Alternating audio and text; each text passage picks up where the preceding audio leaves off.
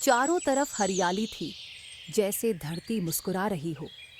खेत लहरा रहे थे, पंछी गा रहे थे। किसी गांव में किसान रघु और उसकी पत्नी सुलेखा रहते थे। वे गरीब तो थे, लेकिन सुखी भी थे। सुलेखा घर का सारा काम करती थी। सुबह सूरज उगने से पहले ही उठ जाती, आंगन में झाड़ू लगाती, चूल्हा जलाती और रघु के लिए गरम गरम रोटियां सेकती। सुलेखा दूसरों के घरों में बर्तन धोया करती थी। रघु बहुत ही मेहनती था। वो 3 गुनी मेहनत करता ताकि सुलेखा को किसी भी चीज की कमी ना हो। कभी खेत में कुदाल चलाता, कभी सब्जियां उगाता और कभी दूध बेचकर कुछ पैसे जोड़ता। सुलेखा भी उसका पूरा साथ देती। वो रोज दोपहर को खाना लेकर खेत तक पहुंच जाया करती थी। दूर से ही रघु को आवाज लगाती, सुनिए जी, अब खाना खा लीजिए, थक गए होंगे। जरूर सुलेखा, मैं भी बहुत थक गया हूं। मुझे बहुत तेज भूख लगी है। मेरी पत्नी के हाथ का खाना दुनिया का नंबर 1 खाना है। मैं हर रोज खाना चाहता हूँ। जी, मैं भी आपको बहुत अच्छा खाना खिलाना चाहती हूँ। बस आप हमेशा मेरे साथ रहें। अब से सुलेखा, तुम्हें दूसरों के घर बर्तन धोने की कोई जरूरत नहीं है, क्योंकि मैं तुम्हें अपने घर की रानी बनाकर रखना चाहता हूं। चाहे उसके लिए मुझे जो भी करना पड़े, मैं 3 गुनी मेहनत करूंगा और तुम्हें कोई काम करने नहीं दूंगा। आप जैसे पति पर मुझे गर्व है, लेकिन मैं भी आपके साथ हर सुख दुख बांटना चाहती हूँ। अगर जरूरत पड़ी तो मैं फिर से काम कर लूंगी, पर आपकी मेहनत और प्यार ही मेरी सबसे बड़ी दौलत है। दीदी, मैं अब काम पे नहीं आ सकती हूँ। मेरे पति ने कहा है कि अब मुझे बाहर काम करने की जरूरत नहीं है। अरे सुलेखा, ऐसे कैसे काम छोड़ दोगी? मेरे घर का सारा काम कौन करेगा? इतना सारा काम कौन संभालेगा? कमला दीदी, माफ करना। मेरे पति ने कहा है कि अब से मुझे दूसरों के घर बर्तन धोने की जरूरत नहीं। वो 3 गुनी मेहनत करेंगे, बस मुझे अपने घर की रानी बनाकर रखना चाहते हैं। मैं बहुत दिन से थक गई थी दीदी, अब मैं ये काम छोड़ रही हूँ। आप मेरी खुशी के लिए मुझे जाने। ठीक है सुलेखा, अगर इसी में तुम्हारी खुशी है तो जाओ, लेकिन मेरा काम छोड़कर जाओगी तो बहुत पछताओगी। दीदी, आप बुरा मत मानिए, मेरे पति की खुशी ही मेरी खुशी है और भगवान ने चाहा तो मुझे कभी पछताना नहीं पड़ेगा। फिर सुलेखा वहां से चली जाती है। उस 2 कौड़ी की औरत में इतनी हिम्मत कि मुझसे ऐसे बात करे। उसे तो सबक सिखाना ही पड़ेगा। बड़ी पति पति करती फिरती है ना। देखते हैं कौन सा पति उसे मेरे यहाँ काम करने से रोक पाएगा। सुनिए जी, हमारे यहाँ जो नौकरानी कम पैसों में काम किया करती थी, उसने काम छोड़ दिया है। कुछ करिए। क्या हो गया? तो एक दूसरी नौकरानी रख लो। पैसों की कोई कमी है क्या? उस 2 कौड़ी की औरत ने मुझसे बदतमीजी से बात की है, इसलिए मुझे उसी सुलेखा को अपनी नौकरानी बनाना है। अगर उसने मेरी पत्नी से ऐसे बात की है तो उसका कुछ करना ही होगा। मैं तो कहती हूँ कि उनके खेत में आग लगा दो और जब वो दूध बेचने जाए तो उसके दूध में कुछ कीड़े मकोड़े डाल दो। बाकी का काम तो अपने आप ही हो जाएगा। सही कह रही हो कमला, उसे सबक सिखाना ही होगा। वही कमला की साजिश से अनजान सुलेखा अपने पति के लिए बड़े प्यार से खाना बना रही थी। उसके चेहरे पर सुकून और हल्की मुस्कान थी, जैसे उसे दुनिया की कोई चिंता ना हो। वो सोच रही थी, रघु जी थक कर आएंगे तो उन्हें गरम गरम खाना खिलाऊंगी। कुछ महीनों बाद रात होते ही नरेश घर से निकल जाता है। नरेश रघु के पूरे खेत को जला देता है। जल जा, तू भी जल जा।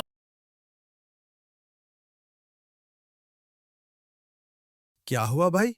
इतनी तेज क्यों भाग रहे हो? तुम्हारे पूरे खेत में आग लग चुकी है। जाओ, जल्दी जाकर देखो। फिर वो तीनों भागते भागते खेत में पहुंचते हैं।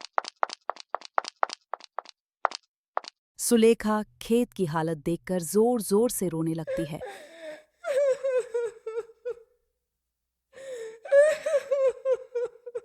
मत रो सुलेखा, मत रो, हिम्मत रख। सब फिर से ठीक हो जाएगा। मैं फिर से सब खड़ा कर दूंगा। क्यों जी, हर बार भगवान हमारे साथ ऐसा ही क्यों करता है? हम तो किसी का बुरा भी नहीं सोचते, फिर भी हर बार हमें ही दुख क्यों मिलता है?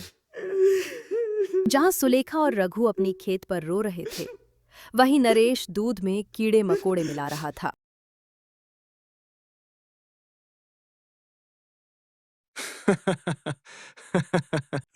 अभी तो सिर्फ खेत जलाया है, असली खेल तो अब होगा। अब इस कहानी में बड़ा मजा आएगा। फिर रघु मन ही मन दुखी होकर सबको दूध बेच देता है और धीरे धीरे गांव के सभी लोग जो रघु का दूध लेते थे वे सभी बीमार होने लगे। फिर पंचायत में सभी लोग आपस में बात करने लगते हैं। मुखिया जी, रघु का कुछ तो करना ही होगा। जब से मेरी पत्नी ने उसका दूध पिया है, तब से वो लगातार उल्टी कर रही है। हालत बहुत खराब हो गई है। जी मुखिया जी, मेरी पत्नी भी सुबह से बिस्तर पर पड़ी है। उसने भी वही दूध पिया था जो रघु से लिया गया था। अब तो हालत दिन ब दिन बिगड़ती जा रही है। आप लोग एकदम सही कह रहे हैं। रघु के घर हमें तुरंत जाना होगा। पूरे गांव की जान खतरे में है। आज ही इसका फैसला करना होगा। अगर दूध में जहर या कीड़े निकले हैं तो ये सिर्फ लापरवाही नहीं, ये तो सीधी हत्या की कोशिश है। हाँ, हाँ हाँ, हाँ, रघु को रघु सजा मिलनी ही चाहिए। मिलनी ही चाहिए। रघु, अपने घर से बाहर निकल। क्या हुआ सरपंच जी? आज आप लोग हमारे घर किस काम से आए हैं? तुमने जो दूध में कीड़े मकोड़े मिलाए थे, उसी की वजह से मेरी पत्नी और मेरे बच्चे बीमार हैं। रघु, हम तुम्हारी एक भी बात नहीं सुनेंगे। तुम्हें हमारे साथ राजा के पास चलना ही होगा। हाँ हाँ, अब जो फैसला होगा वो राजा ही करेंगे।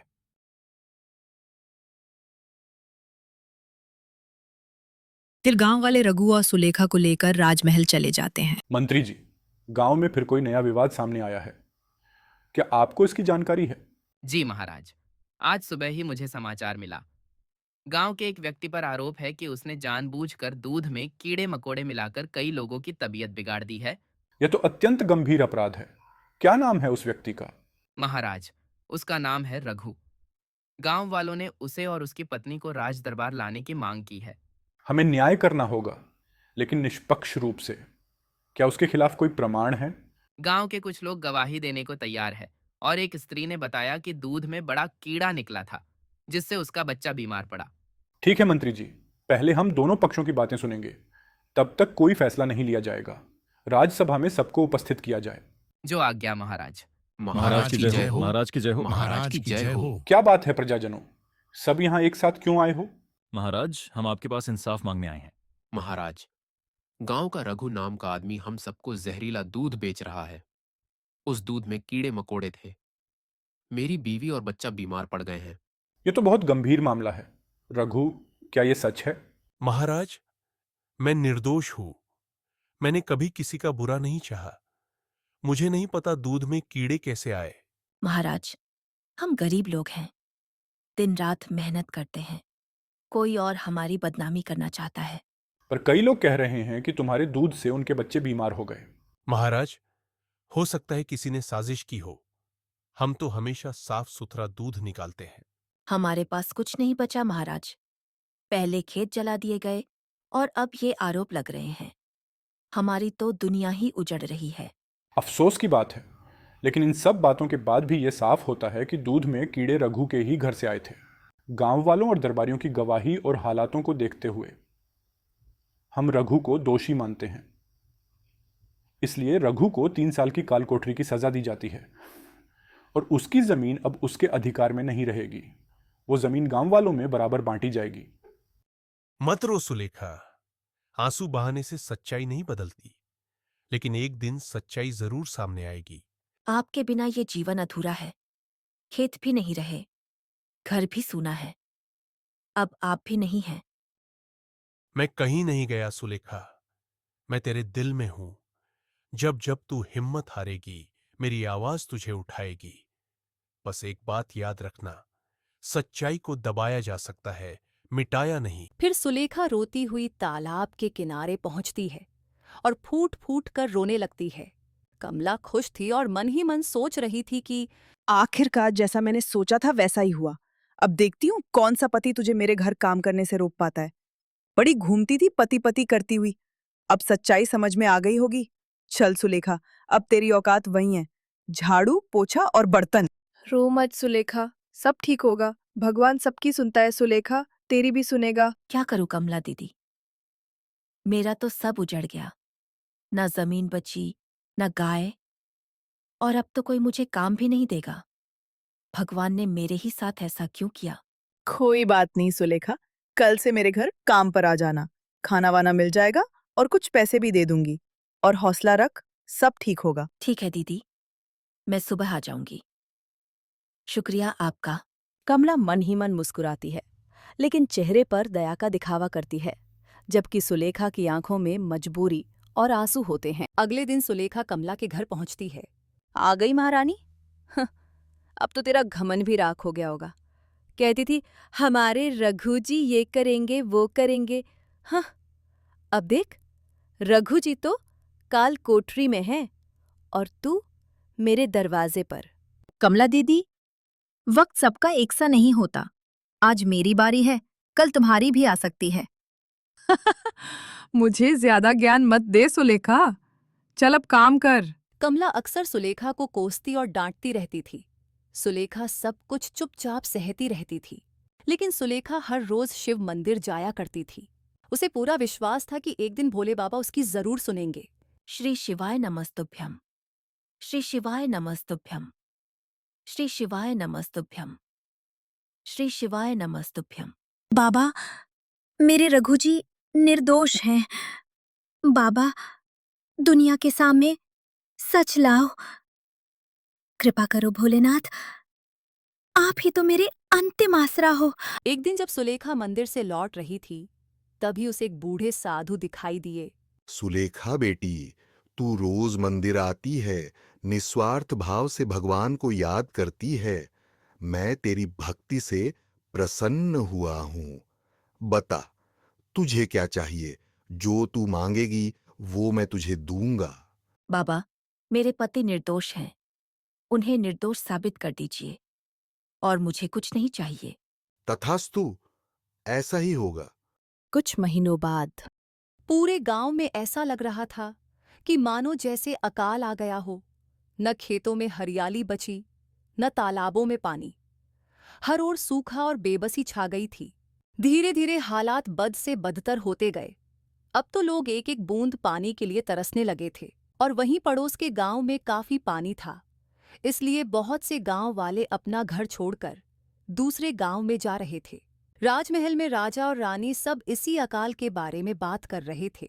मंत्री जी, गांव में आए इस पानी की कमी को दूर करने का कोई समाधान ढूंढो।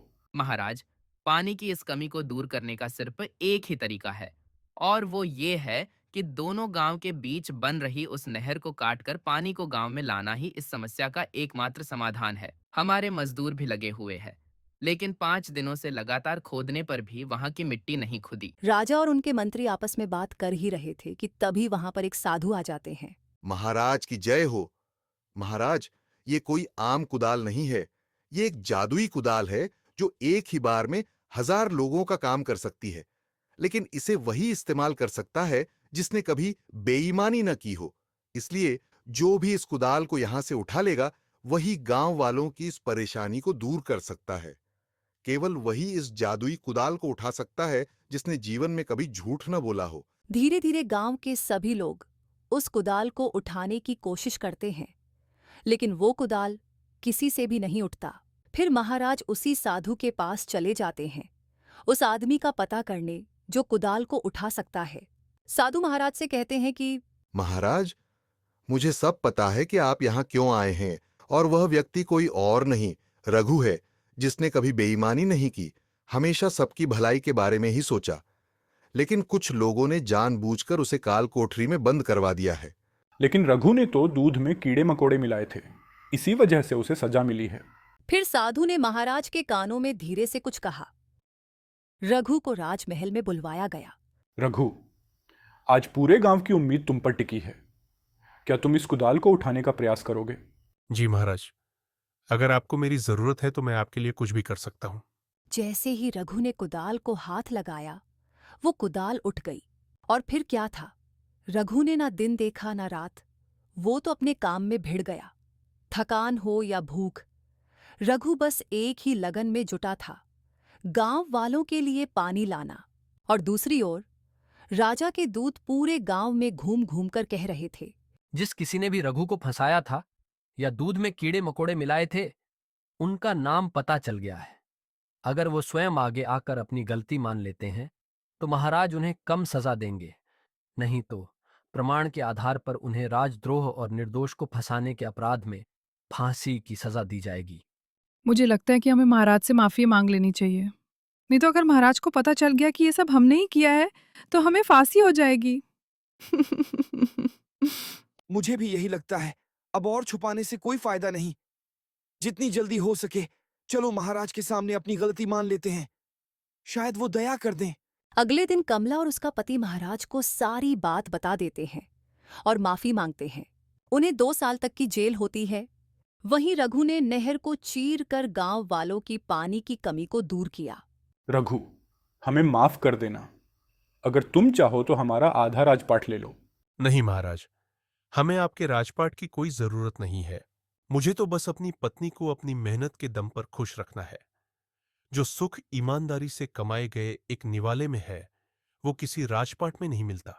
और ऐसे ही उनकी हंसी खुशी की जिंदगी फिर से चलने लगी। ये थी एक आम आदमी की कहानी। अच्छी लगी हो तो लाइक जरूर करें।